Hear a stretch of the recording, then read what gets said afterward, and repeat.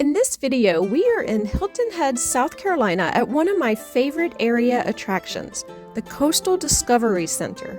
We start at Discovery House, which acts as a welcome center when you first arrive. The Coastal Discovery Center is free to visit.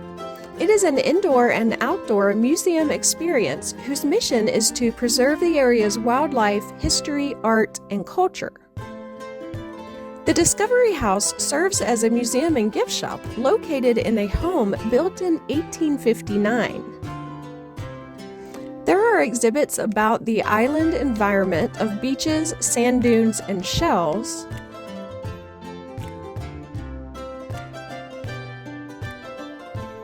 The wildlife of the beaches is also on exhibit.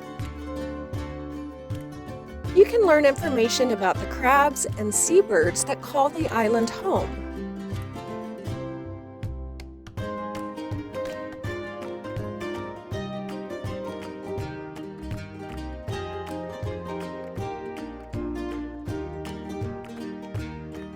And there is an aquarium tank with a live turtle swimming around who was absolutely adorable. I love turtles. Turtles swim to Hilton Head Island each year to lay eggs in the dunes and then swim back into the ocean. These baby turtles' lives start on the island as they hatch from their eggs and crawl out to sea. A lot of energy is spent by island residents protecting these eggs and the hatchlings to see that they make it safely into the ocean.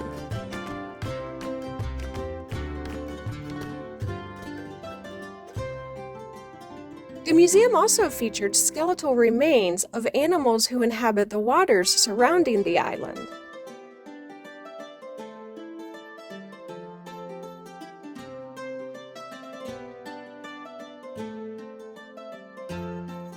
The other environmental conditions found on the island are also covered by the exhibits, such as maritime forests and salt marshes.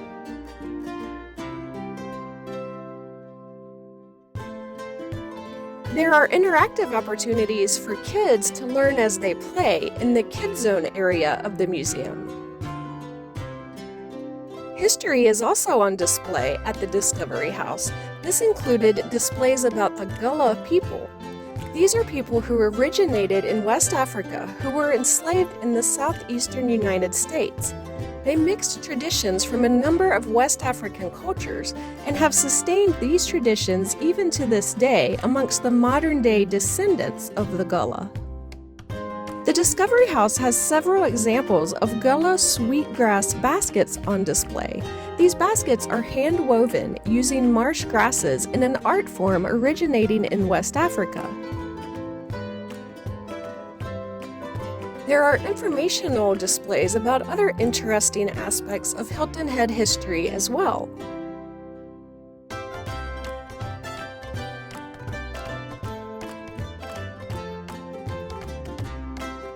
The museum also exhibits the work of local artists, though when we were visiting back in October, they were setting up the current exhibit, so we didn't get to see an art display.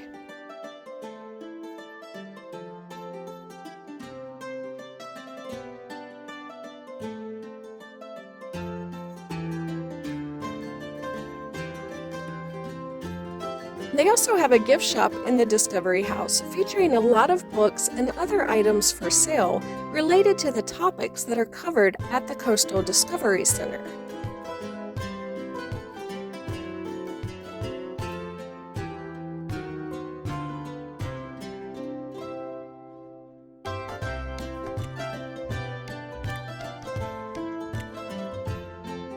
As we exited the Discovery House, we came to an outdoor seating area.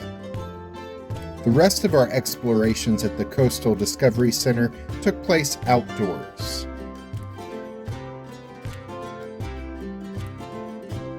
We walked out to the Osprey Outlook Boardwalk. This is one of 3 marshfront boardwalks that visitors can use to check out the tidal creek along the Discovery Center's property.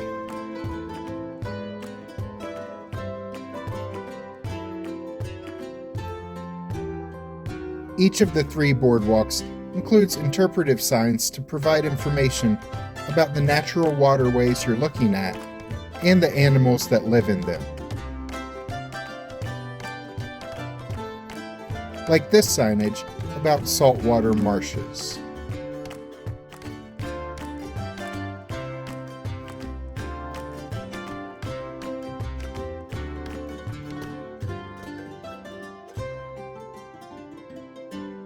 Next, we visited the butterfly habitat.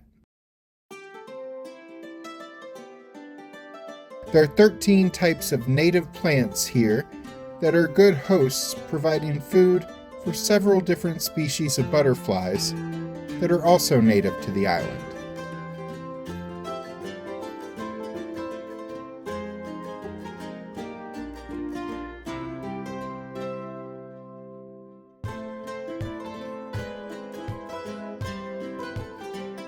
Peak butterfly season is May through October, so that's the best opportunity for you to see butterflies fluttering through the habitat.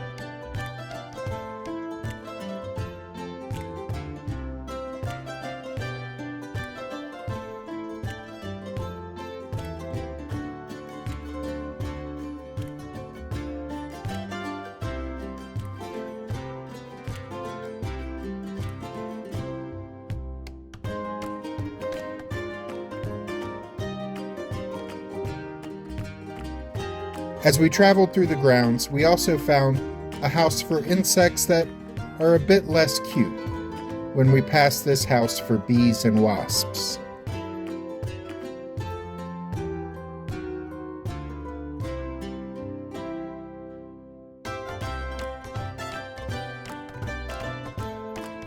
We then checked out the Oyster Alley boardwalk.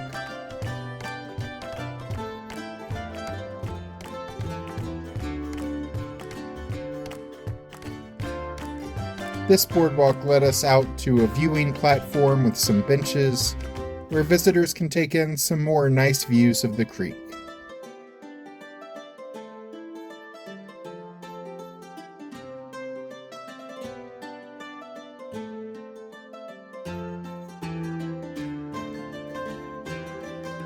And some educational signage is included where we read about the effects of the tides on the creek.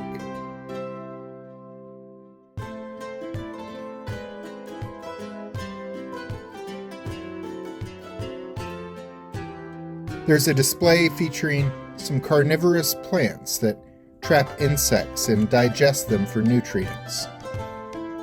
South Carolina is home to 25 species of carnivorous plants, and you can see a few of those species in person here.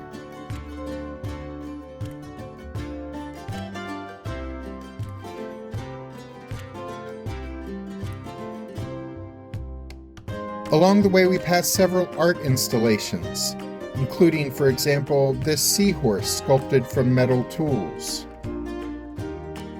and this statue of a dolphin and sea turtles, which was located by the Dragonfly Pond, which is where we ran into this sign warning us that alligators might be in the area. No gators were near the Dragonfly Pond when we visited in October. Of course, there weren't any dragonflies either at the time.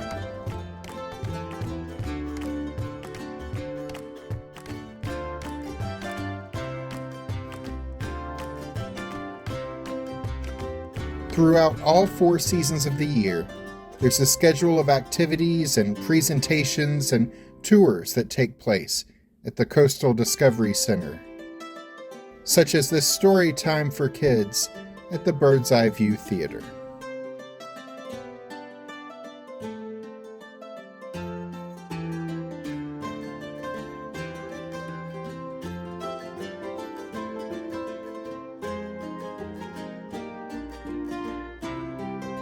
We have a few more things to show you, but first, if you're enjoying this video, please do us a favor and click the like button.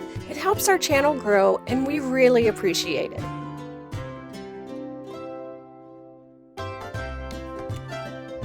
In total, the grounds here at the center cover 68 acres of beautiful gardens and trails that make this a popular place for photo shoots and weddings and other events.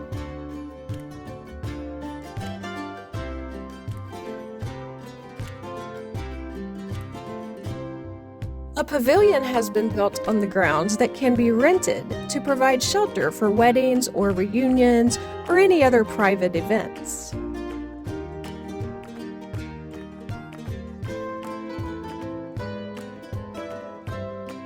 There is a medicinal garden featuring plants that were historically used on the island for health and wellness.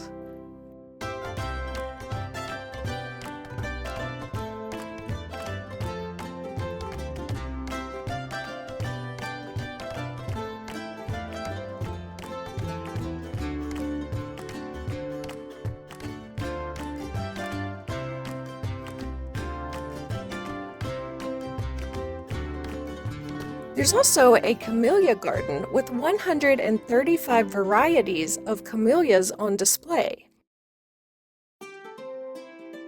They typically bloom in the winter months and can start as early as October, though none were in bloom at the time we were visiting the garden.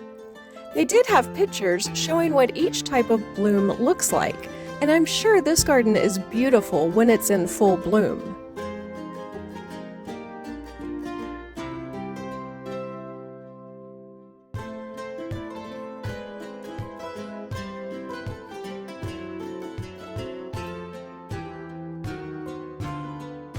There's a historic cemetery of a family that once lived on the grounds.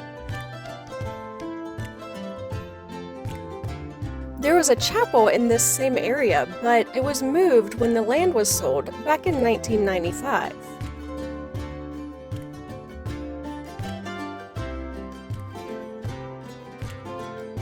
There's a chicken coop on the property as well that we watched for a few minutes. There are also a few horses that live on this land, though we were only able to see one when we visited, and he wasn't very active at the time. The Coastal Discovery Center is located on a 300-year-old plantation called the Honey Horn Plantation. They hold guided historical tours where you can learn honey horn's past. They also have guided garden tours, birding tours, kayaking tours of the marshlands, even a dolphin boat tour through the creek. If you want to go on any of these guided tours, you will need to buy tickets online. While it is free to visit the center and explore it on your own, if you'd like to go on one of the guided tours, there is a cost associated with that.